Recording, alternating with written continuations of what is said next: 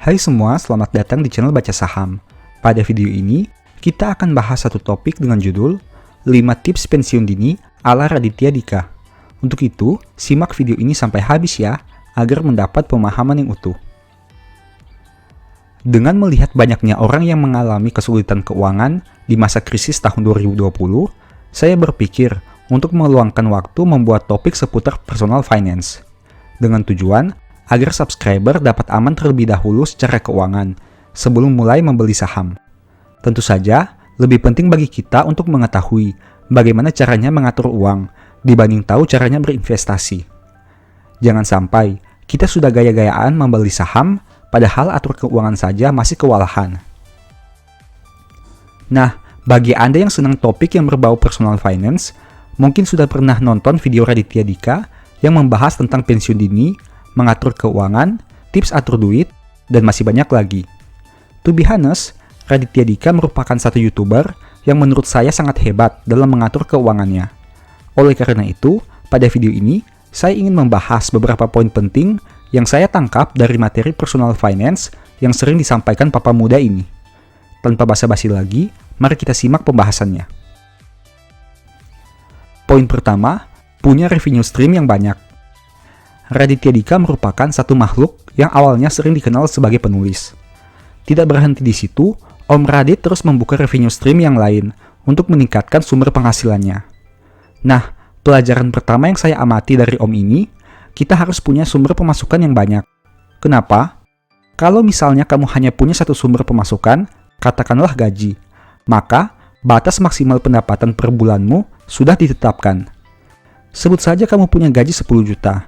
Berarti, paling mentok, kalaupun tidak makan dan minum selama sebulan, maksimal dana yang bisa kamu sisihkan adalah 10 juta rupiah.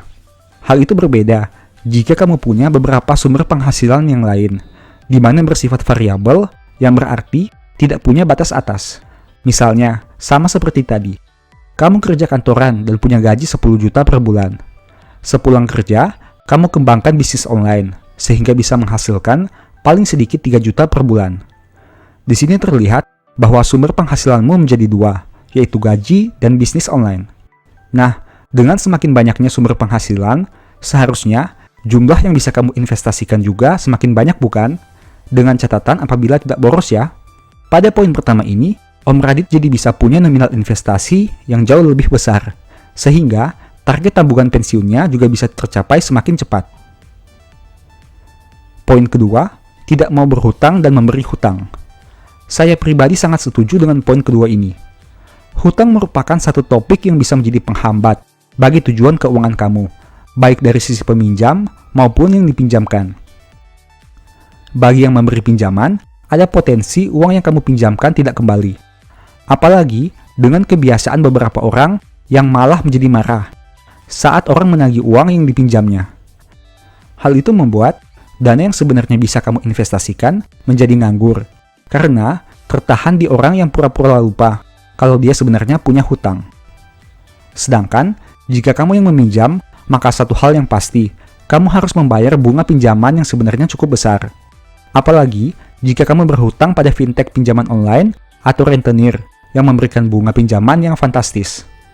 Solusi dari poin kedua ini sebenarnya sederhana. Bagi kamu yang memberi pinjaman, berikan uang yang kamu siap hilang jika tidak dikembalikan. Sedangkan, bagi kamu yang suka pinjam-pinjam, jangan membeli barang yang belum bisa kita beli secara tunai. Karena mayoritas orang berhutang hanya untuk mengikuti gaya hidupnya saja. Poin ketiga, hidup minimalis. Om Radit merupakan satu orang terkenal yang menerapkan hidup minimalis. Hidup minimalis itu tidak hanya berhubungan dengan uang, karena banyak aspek dari minimalism yang juga bisa diterapkan, baik itu dari sisi mindset, waktu, kebiasaan, dan lainnya. Khusus untuk hidup minimalis dari sisi keuangan, orang yang menerapkan gaya ini biasanya tidak terlalu pusing dengan yang namanya barang yang diinginkan, dan lebih fokus ke barang yang dibutuhkan. Hidup minimalis bukan berarti harus hemat sehemat mungkin, tapi pada konsep ini, kita membeli fungsi bukan gengsi. Dengan menerapkan hidup minimalis, besar kemungkinan sisa uang yang diinvestasikan akan semakin besar, dan kondisi itu tentu membantu Radit untuk mempercepat waktu pensiun dininya. Sudah punya banyak sumber pemasukan, tidak berhutang dan memberi hutang, hidupnya minimalis juga. Tidak heran jika om yang satu ini bisa lebih cepat mencapai target pensiun dininya dibanding orang lain. Poin keempat yang saya pelajari dari si Reddit adalah kita harus punya target nominal yang ingin dicapai. Sama seperti kita punya tujuan kemana akan pergi saat keluar rumah, kita juga harus punya target angka dalam mencapai pensiun dini. Kenapa? Dengan adanya angka tertentu, usaha yang kita lakukan bisa lebih terukur dibanding hanya berandai-andai pensiun dini, tapi tidak tahu berapa angka yang harus dicapai. Dalam menghitung target pensiun, tentu ada beberapa poin yang harus kita ketahui, seperti pengeluaran tahunan berapa banyak, jangka waktu berapa tahun lagi akan pensiun, berapa dana yang harus disisihkan setiap bulan, asumsi tingkat return investasi, asumsi tingkat inflasi setiap tahun, dan berapa dana awal yang tersedia saat ini. Setelah mengetahui beberapa poin itu, selanjutnya kita hanya perlu melakukan simulasi. Untuk simulasinya akan dibahas pada poin kelima. Nah, kita masuk pada poin kelima, mengambil 4% dari tabungan pensiun.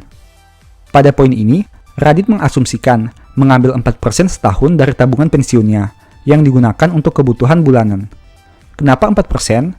Angka tersebut dengan mempertimbangkan bahwa tabungan pensiun ditempatkan di instrumen investasi yang menghasilkan return 7% setahun. Dengan mempertimbangkan inflasi di angka 3%, itu artinya ada selisih 4% yang dapat kamu nikmati setiap tahun, tanpa pusing dengan yang namanya inflasi. Sekarang, mari kita simulasikan supaya kamu lebih paham. Katakanlah kamu punya pengeluaran bulanan sebanyak 10 juta per bulan, atau 120 juta setahun. Dengan menggunakan 4% rules, maka target dana pensiun yang harus kamu capai adalah 3 miliar, di mana dengan membagi 120 juta dengan 4%. Nah, itu berarti dengan dana 3 miliar, setiap tahun kamu hanya akan mengambil 4% saja, yaitu 120 juta. Dan sisanya terus dibiarkan menggulung untuk mengimbangi terjadinya inflasi di angka 3%. Nah, kemudian akan muncul sanggahan. Kebutuhan 10 juta per bulan di masa sekarang tentu berbeda dengan 10 juta saat pensiun nanti. Kan ada faktor inflasi yang belum dihitung. Untuk mengantisipasi sanggahan itu, kita harus menghitung future value dari angka 3 miliar tadi. Dengan asumsi usia pensiun masih 20 tahun lagi dan peningkatan inflasi 3% setiap tahun, maka dana pensiun 3 miliar sekarang akan menjadi 5,4 miliar pada 20 tahun ke depan. Sekarang fair kan, kita gunakan angka setelah diasumsikan terjadinya inflasi tahunan. Tapi, perhitungannya belum selesai. Kemudian akan muncul pertanyaan, berapa angka yang harus disisihkan saat ini agar bisa mencapai angka 5,4 miliar dalam 20 tahun ke depan? Nah, dengan asumsi peningkatan portofolio 15% setiap tahun, katakanlah saat ini kamu baru mulai berinvestasi dan tidak punya aset sama sekali. Itu artinya, setidaknya, kamu harus menyisihkan dana 4,4 juta per bulan untuk mencapai angka pensiun tersebut. Angka ini sebenarnya lebih fleksibel. Jika kamu merasa kesulitan menyisihkan 4,4 juta sebulan, itu berarti kamu harus memperpanjang target pensiunmu, bukan 20 tahun, tapi katakanlah 25 atau 30 tahun lagi. Opsi keduanya, kamu harus meningkatkan kemampuan, sehingga potensi keuntungan per tahun bisa di atas 15%. Semakin tinggi tingkat return yang dihasilkan, alokasi per bulan kamu menjadi semakin kecil. Dengan mengetahui berapa target dana pensiun dan berapa banyak yang harus disisihkan setiap bulan, tentu tujuan finansialmu bisa tercapai lebih cepat. Jangan menyerah, terus konsisten, dan terus belajar ya. Semangat! Demikianlah informasi pada video ini. Semoga bisa bermanfaat bagi kamu semua. Anyway, thanks for watching. Jangan lupa subscribe, aktifkan lonceng notifikasi, dan share video ini. Sampai jumpa di video berikutnya ya. Bye-bye.